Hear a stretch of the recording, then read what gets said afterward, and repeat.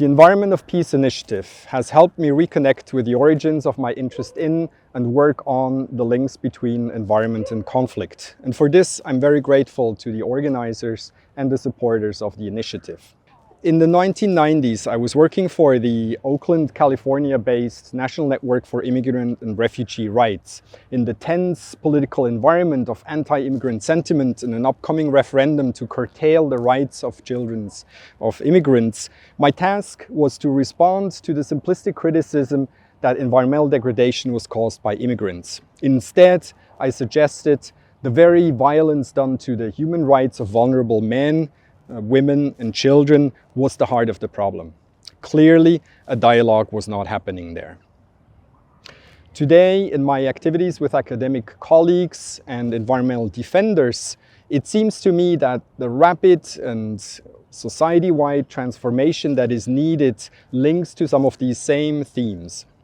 One of the themes linking back to my work 30 years ago is the important difference between highly visible, spectacular forms of violence and environmental degradation and more slow, insidious forms of violence. On the one hand, we continue to have very spectacular, high visible oil spills and industrial accidents.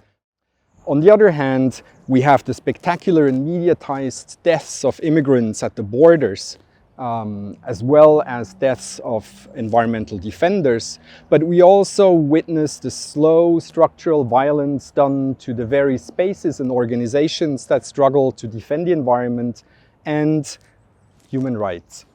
Environment of Peace will help ensure that slow violence is not ignored.